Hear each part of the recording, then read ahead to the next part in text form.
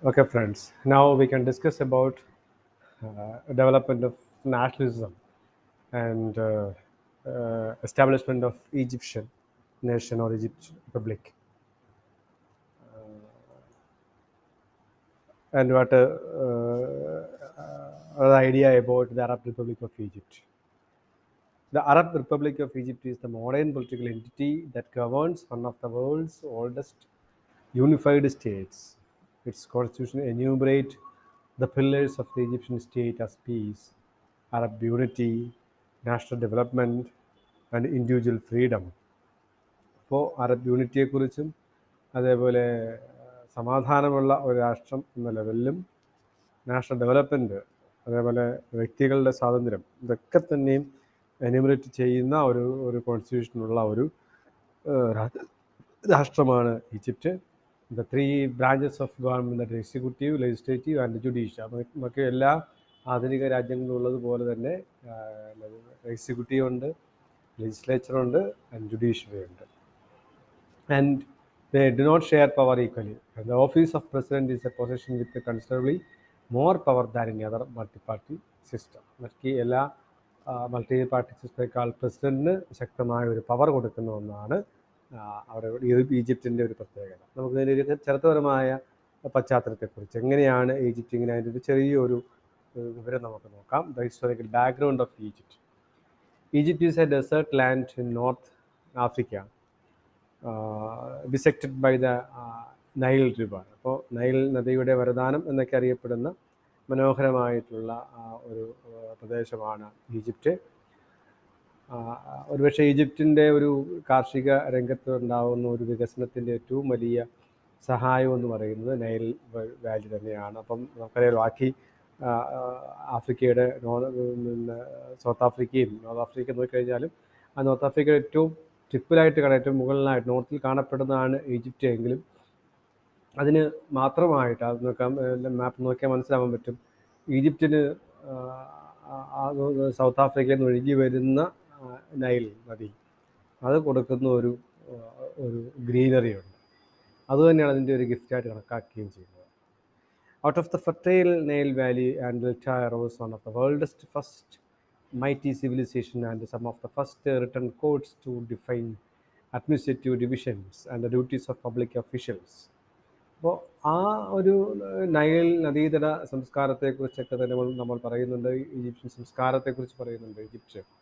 അപ്പം സംസ്കാരങ്ങളുടെ ഒരു ഭൂമികയായിട്ടുള്ള കേന്ദ്രമായിട്ടുള്ള, അപ്പം നമുക്കല്ലേ എല്ലാം റിവർ വാലി സിവിലൈസേഷൻസ് ആണ് പറയുന്നത്. ആളുകൾ കൂട്ടം കൂടമായിട്ട് നദീതീരങ്ങളിൽ ആഹാരങ്ങൾ വെറുതെ പറിച്ചു കഴിക്കാതെ ഉൽപ്പാദിപ്പിക്കുന്ന അവസ്ഥയിലേക്ക്, ഉൽപ്പാദനത്തിൻ്റെ മേഖലയിലേക്ക് മാറിയപ്പോഴത്തേക്കാണ്, കാർഷിക വൃത്തിയിൽ ഏർപ്പെട്ടപ്പോഴേക്കാണ് കൾച്ചർ, കൃഷി, സംസ്കാരം ഉണ്ടായി വരുന്നത്.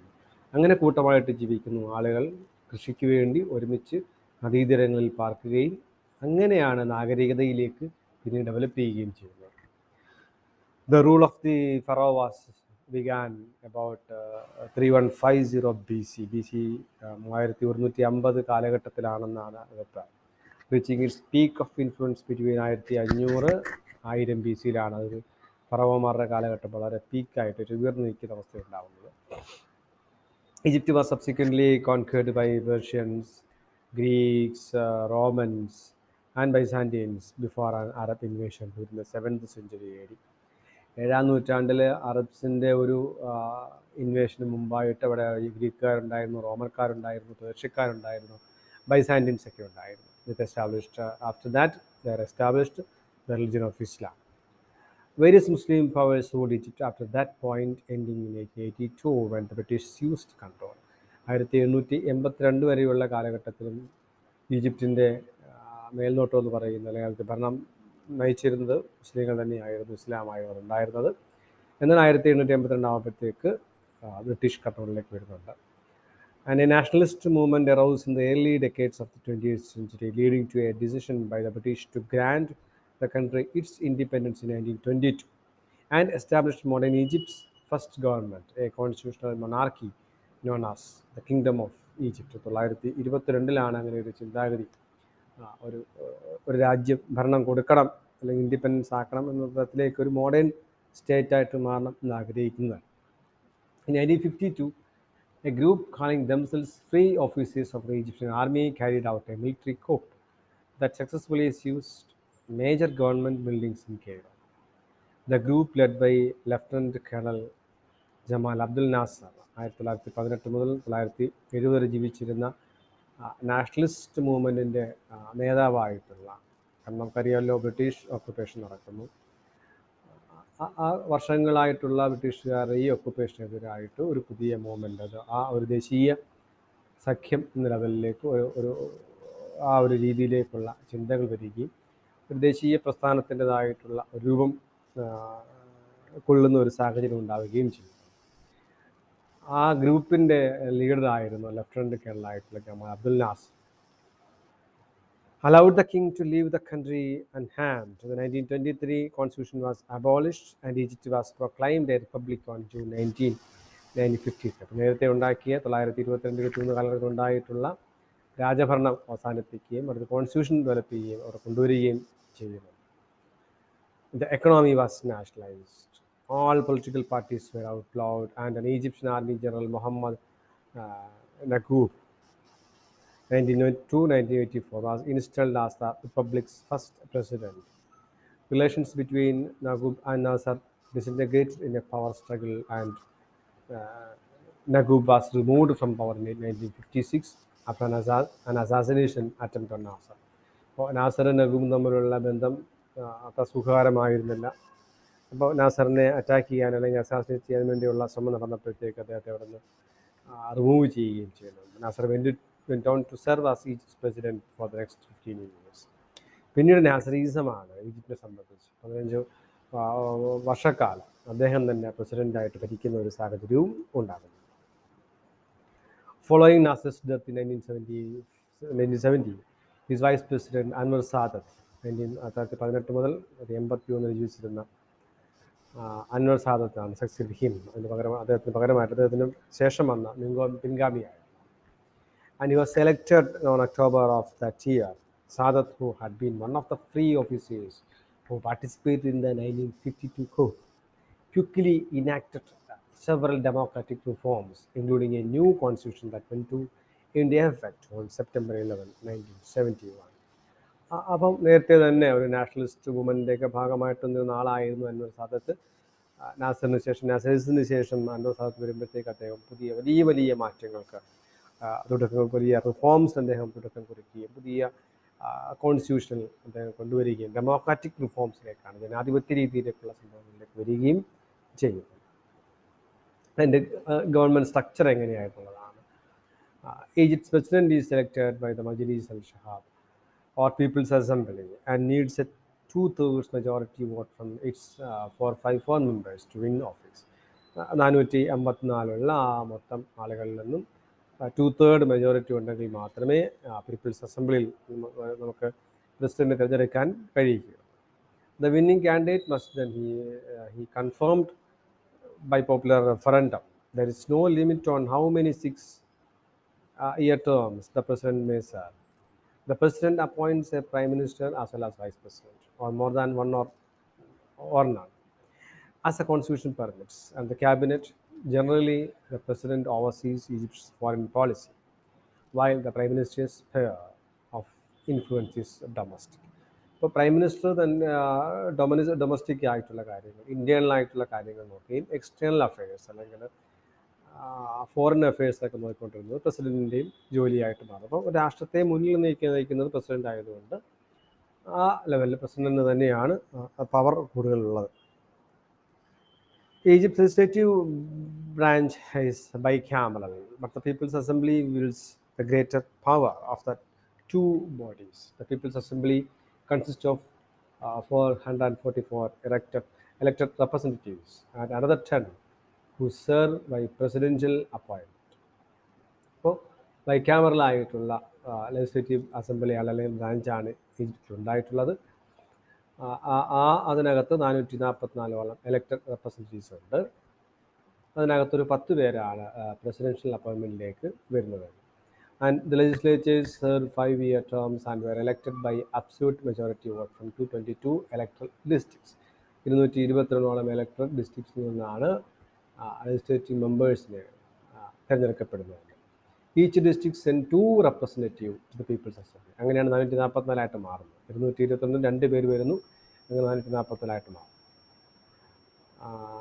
But by law one of them must be worker or a peasant. അതിനകത്ത് ഒരാൾ ഒരു വർക്കറോ അല്ലെങ്കിൽ ഒരു പെസൻറ്റോ കൃഷിക്കാരനോ ആയിരിക്കണം എന്ന് പറയുന്നത്. The People's Assembly can vote to impeach the president or issue a non-confidence vote on the Prime Minister. Conversely, the president has the power to dissolve the National Assembly. അതേസമയത്ത് തന്നെ നാഷണൽ അസംബ്ലി ഡിസോൾവ് ചെയ്യാനുള്ള അധികാരവും പ്രസിഡന്റുണ്ട്. But must call new election within 68 days. എന്നാൽ ഒരു 60 ദിവസത്തിനകം പുതിയ election നടത്തണം എന്ന് തന്നെയാണ് അതിനകത്തുള്ള ഒരു പ്രൊവിഷൻ എന്ന് പറയുന്നത്. The upper house of the Egyptian legislature is called the Majlis Shura or Shura Council, which came into being after 1980 constitutional amendment.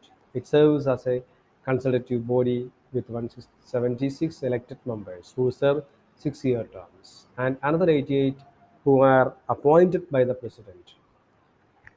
അപ്പം 176 മെമ്പർമാരിൽ നിന്നും ആൾക്കാരെ തിരഞ്ഞെടുക്കുന്നുണ്ട്. അവരുടെ കാലമെന്ന് പറയുന്നത് 6 വർഷക്കാലമാണ്.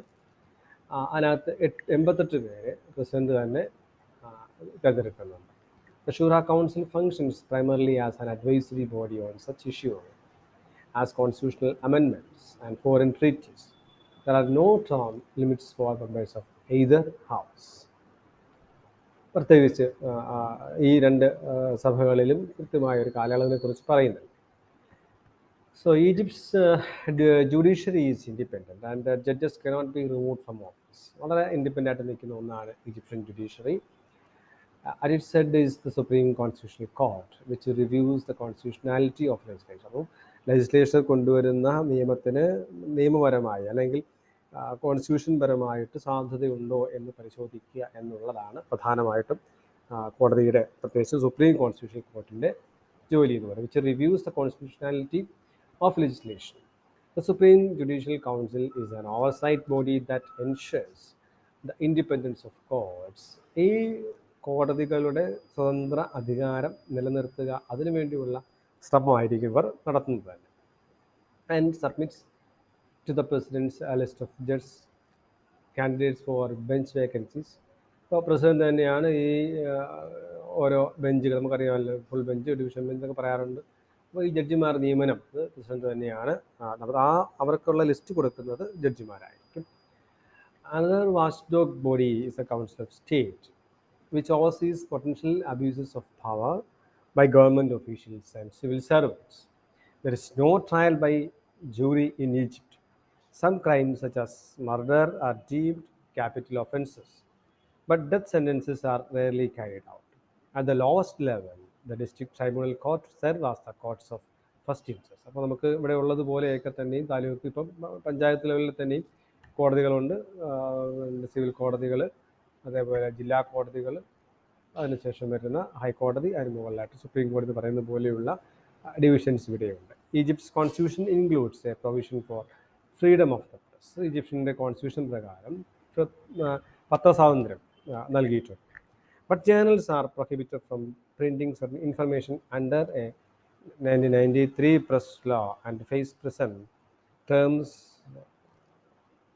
of up to 5 years for criticizing the government. പത്രസ്വാതന്ത്ര്യം ഉണ്ടെങ്കിലും ഗവൺമെൻറ്റിനെ അങ്ങനെ കണ്ടങ്ങ് വിമർശിക്കുവാനുള്ള അധികാരം സാധാരണഗതിയിൽ കൊടുത്തിട്ടില്ല. അങ്ങനെ ചെയ്തു കഴിഞ്ഞാൽ അവരിവിടെ ജയിലിലും എന്ന് തന്നെയാണ്.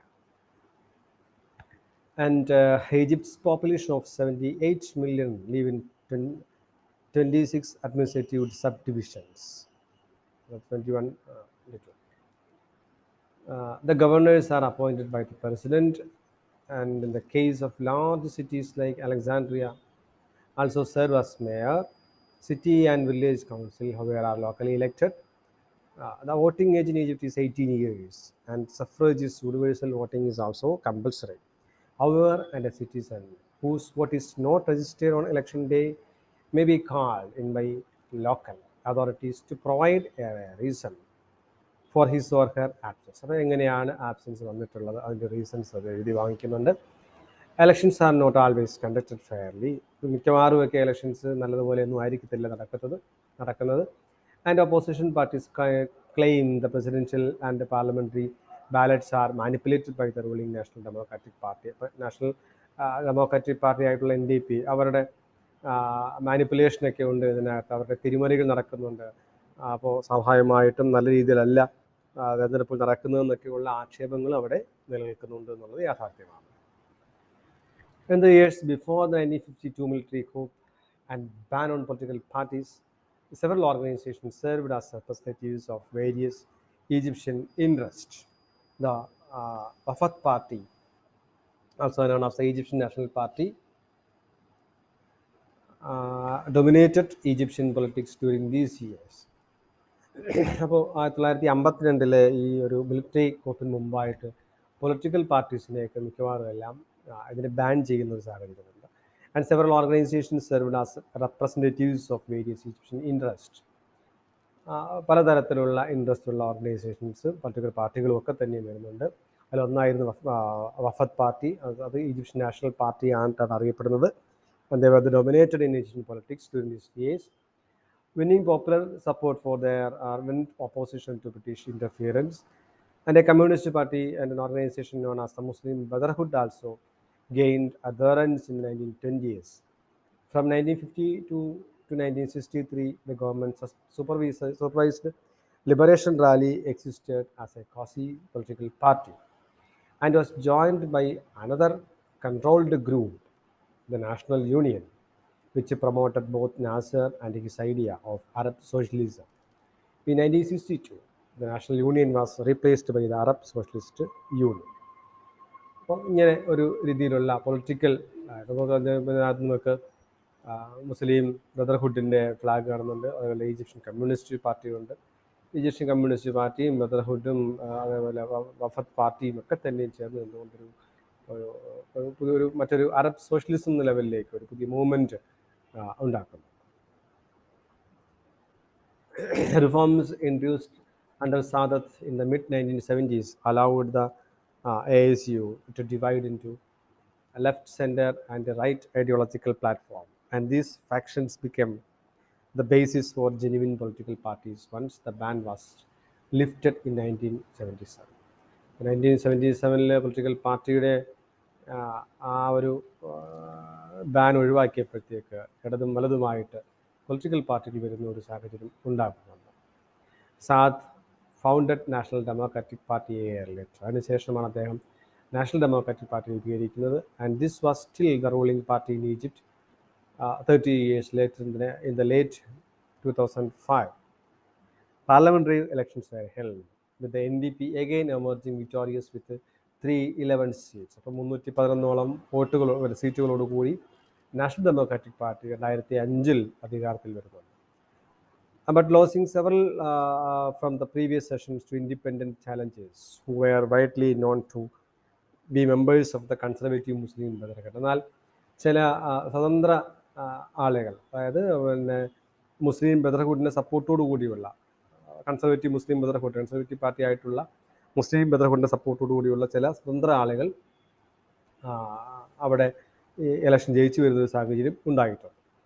The Brotherhood opposes violence to achieve its means, but its extremist views and call for the establishment of a purely Islamic state governed by Sharia or Islamic law has influenced fundamentalist groups among them, like Osama bin Laden and Al-Qaeda. Al-Qaeda പോലെയുള്ള Osama ലാദനെ പോലെയുള്ള ആളുകളൊക്കെ തന്നെയും ഹസൻ അൽ ബന്നയുടെ തിയറിയിൽ നിന്നും അല്ലെങ്കിൽ Islamic ബ്രദർഹുഡിൽ നിന്നൊക്കെ തന്നെയും ഉള്ള ആ പാഠങ്ങൾ ഉൾക്കൊണ്ടുകൊണ്ട് ഒരു പ്യുവറായിട്ടുള്ള ഇസ്ലാമിക് രാഷ്ട്രം വേണം, അല്ലെങ്കിൽ ശരിയ നിയമപ്രകാരമുള്ള അല്ലെങ്കിൽ ഇസ്ലാമിക് ലോ നിയമപ്രകാരമുള്ള ഒരു ഇസ്ലാമിക് സ്റ്റേറ്റ് വേണമെന്നുള്ള വാദഗതിയുമായിട്ട് മുന്നോട്ട് പോകുന്നു. അതുകൊണ്ട് രഹസ്യമായിട്ട് നടക്കുന്ന ഒരു സംഭവമല്ല. പകരം ഈജിപ്തിൽ നാഷണൽ അസംബ്ലിയുടെ ഭാഗമായി അതിൽ NDPയുടെ ഒപ്പം തന്നെ അല്ലെങ്കിൽ അതിന് ആ പൊളിറ്റിക്കൽ ആയിട്ട് നിൽക്കുന്ന സമയത്ത് പോലും ഈ ഡെമോക്രസിയൊക്കെ തന്നെ ഇല്ലാതാക്കിക്കൊണ്ട് ഡെമോക്രസി വേണ്ട, പകരം ഇസ്ലാമിക് സ്റ്റേറ്റ് മതി എന്നുള്ള ചിന്തയും ഇവർ കൊണ്ടു നടക്കും. ഒരേ സമയത്ത് അവർ ഒരു പ്രതിലോമ ചിന്താഗതിയുമായിട്ട് പോകുന്ന ഒരു സാഹചര്യം ഇവിടെ കാണാൻ കഴിയും. ഇതാണ് ഈജിപ്തിൻ്റെ പൊതുവെയുള്ള രാഷ്ട്രീയ സംവിധാനത്തെക്കുറിച്ച് നമുക്ക് പറയാനുള്ളത്.